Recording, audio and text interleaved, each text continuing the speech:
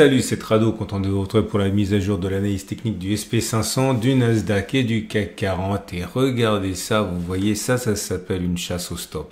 Ça, c'est les baissiers qui sont en train de se faire déclencher, qui sont obligés de racheter leur position.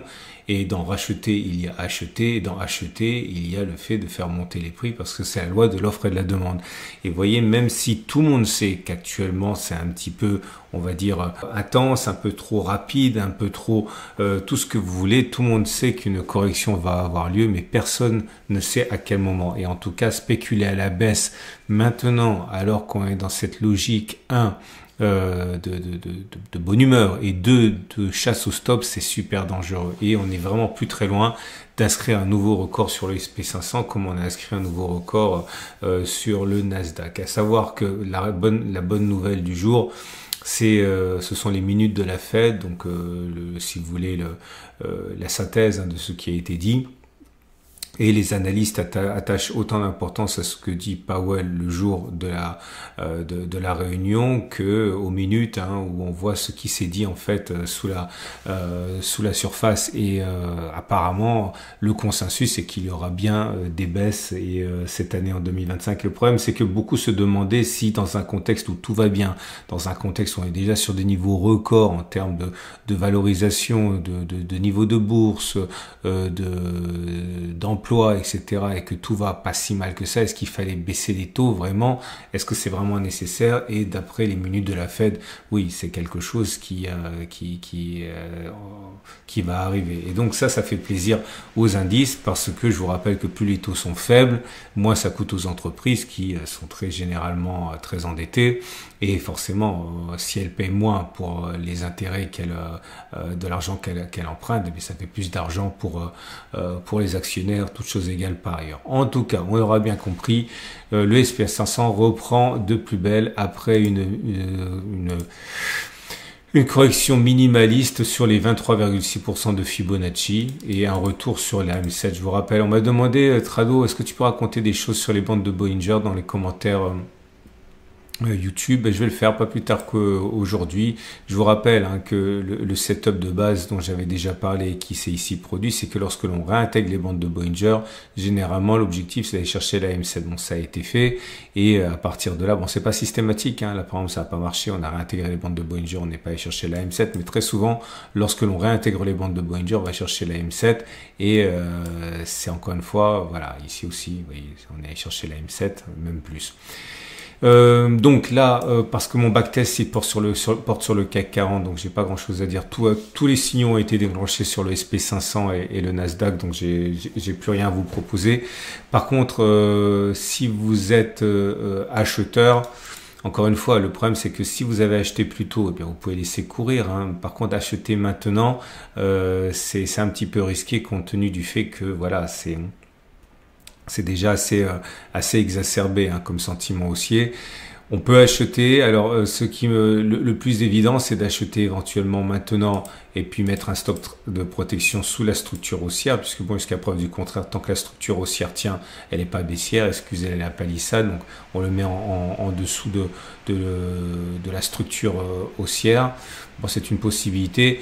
À titre personnel, même si je suis déjà engagé et que je ne vends pas, puisque j'ai acheté ici, moi, j'achèterai pas sur des niveaux tels que ceci. Vous avez deux solutions. Clairement, soit vous attendez que l'on franchisse les prochains plus hauts, ok, et vous achetez sur breakout, c'est-à-dire sur cassure, vous mettez un stop de protection alors soit en retour sous les plus bas, soit sous le précédent plus bas, etc. Bon, on a déjà parlé, on en parlera le cas échéant. Soit vous attendez un throwback, vous achetez, et une fois que ça rebondit, vous mettez le stop de protection dessous, c'est possible aussi. Moi, ce que je verrais mieux à titre personnel, c'est de prendre votre mal en patience maintenant, attendre que l'on descende et acheter une fois qu'on aura consolidé. Ça semble quand même un petit peu plus prudent. Et si vous êtes baissier, je viens de le dire, je ne vais pas me raviser, mais spéculer à la baisse maintenant, sans setup, c'est une seule façon d'être logique dans ma façon de faire, qui n'est pas une façon de faire universelle. Dans ma façon de faire, c'est de se dire, voilà, ok, on a pris en ligne droite 6% quasiment, on va quand même pas prendre 10%, ça serait vraiment, ça se backteste aussi, hein. Donc vous dites voilà, moi je sortirai de mon trade si on va faire 10%, et vous divisez ça en deux positions, vous dites ok, je spéculais la baisse maintenant, je vise par exemple un retour sur le comblement du gap, je renforcerai si on monte encore, et je sortirai tout si on dépasse le plus haut que j'ai mentionné. Mais attention, ça s'appelle pas moyenner, ça s'appelle lisser une entrée. Ok, c'est quoi? C'est toute la différence. Si toute la perte est déjà déterminée, puisque vous dites voilà, si on prend encore 5%, je perdrai par exemple 2% de mon capital. Donc vous savez déjà à la base et au début ce que vous risquez, hein. Mais spéculer comme ça là au moment où je parle, en espérant que le train arrête d'avancer pour vous épargner, ça me semble quand même assez délicat comme pari, hein. Je vous montre le Nasdaq qui est dans une situation équivalente.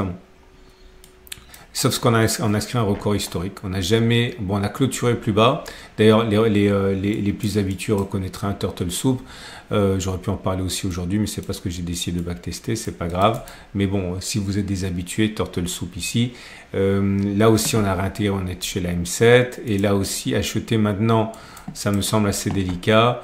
Soit j'attendrai que l'on clôture au-dessus des précédents sommets, parce que là on n'a pas clôture au-dessus, on est passé, hein, mais on n'a pas clôture au-dessus. Vous pouvez acheter en cas où on clôturerait au-dessus, stop de protection par exemple sous les précédents creux, ou alors en cas de clôture sous le niveau qui faisait résistance, c'est possible. Vous pouvez également attendre que l'on consolide et vous achetez à ce moment-là. Ok, on en parlera le cas échéant.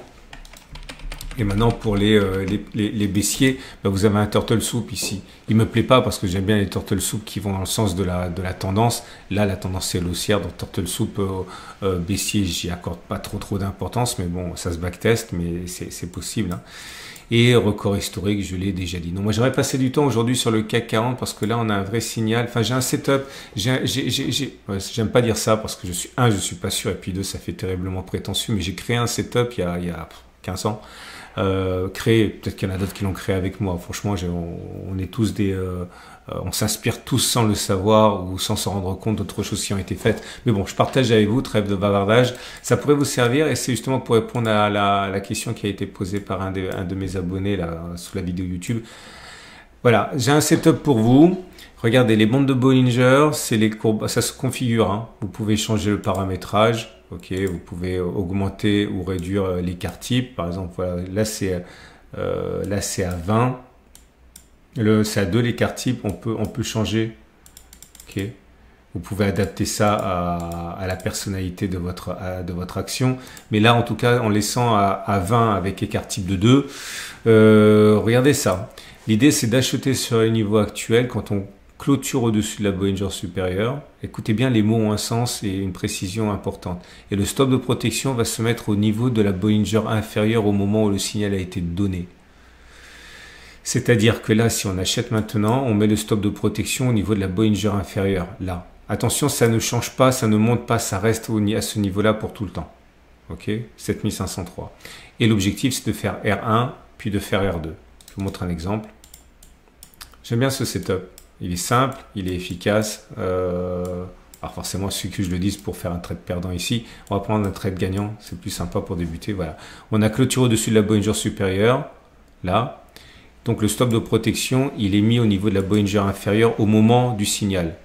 Donc le signal a été donné ici, la Bollinger inférieure elle est là. Donc le stop de protection, il est là, c'est-à-dire à moins 4,17. Donc voilà, on le laisse là, on ne le bouge pas. Il n'accompagne pas les cours, c'est pas un trailing stop, c'est un stop fixe et vous visez R1 et R2. Donc 4,17 x 2, ça fait 8,34. Est-ce qu'on a fait au moins 8,34? On a fait 18 là. Donc on a bien fait une fois et deux fois à distance stop de protection. Là, vous voyez, il y a un seul pouce vert et un pouce rouge. Pourquoi? Parce qu'on achète là, stop de protection au niveau de la Bollinger inférieure, donc à moins 5,6. Et on a fait au mieux 8,27. Donc on a fait une fois à distance stop de protection, mais pas deux. Et entre-temps, après, on est venu chercher le stop de protection là qui n'a pas bougé, j'insiste. Il n'a pas accompagné le mouvement avec la Bollinger inférieure. On le laisse fixe. Okay. Et là, ça n'a rien donné du tout puisqu'on a acheté ici, boum. Non, j'ai déjà dit ça. Là, ça n'a rien donné du tout. On a acheté ici et puis derrière, boum, on a cherché le stop de protection sur cette bougie-là. Donc, 2 points rouges. Ok, bon, voilà, vous connaissez ma façon de faire. Je fais défiler, je fais défiler, je fais défiler. C'est un setup très simple et je l'ai beaucoup utilisé. Regardez la belle série ici. Et voilà, là j'ai fait 30 fois. Et attention à la précision, parce que vous avez l'impression que le stop de protection a été touché, mais non, hein, puisqu'on a acheté ici. Le stop de protection, il est sur la Bollinger inférieure au moment du signal, c'est-à-dire ici, là. Et vous voyez qu'on a les cours ont frôlé le stop de protection, mais ils l'ont pas touché. On est d'accord, et derrière, on a fait R1 et R2. Ok? Bon, bref, vous avez compris. Alors, c'est pas mal. Je vous montre ça. Est-ce qu'on peut acheter maintenant avec un stop de protection, comme je l'ai dit, à 4,75? Donc si on va chercher 4,75, on a perdu. Est-ce qu'on envisage de faire plus 4,75? La réponse est oui, ça a fonctionné 18 fois, ça a échoué 12 fois, autrement dit 60%. Si on avait risqué 100 euros par trade, on aurait gagné 18 fois 100 800, on aurait perdu 12 fois 100 200, 18 moins 12, ça fait plus 600, c'est rentable. Enfin 600, ça aurait pu être 60 ou 6000 ou 6 millions, ça dépend combien vous pariez. Est-ce qu'on peut envisager de faire deux fois la distance stop de protection? Donc on vise 4,78 fois 2, ça fait 4,8 fois 2, ça fait 9,6 à peu près. La réponse est non, c'est pas plausible. Ok, ça a fonctionné 13 fois, ça a échoué 17 fois, autrement dit ça a fonctionné que dans 43% des cas, mais c'est encore plus rentable parce que quand ça fonctionne, ça gagne 2 fois plus. Donc 13 fois 2, ça fait 2600, 2600 moins 17 fois 100, 1700, 2600 moins 1700, ça fait 900. Donc 900 ou 90 ou 9000 ou 90 milliards, ce que vous voulez. Hein.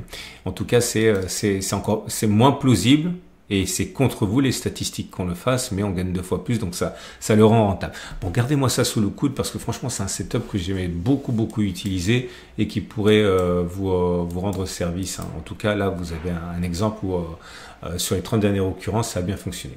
Bon, si vous voulez acheter, vous pouvez faire ça. Si vous avez un biais baissier, spéculer à la baisse maintenant, ça me semble un peu délicat. J'attendrai un petit peu, notamment qu'on revienne sur la zone de résistance éventuellement. On spécule à la baisse, stop de protection au-dessus, notamment avec la méthode des ATR que je développe dans la format préparation de la semaine de trading toutes les semaines.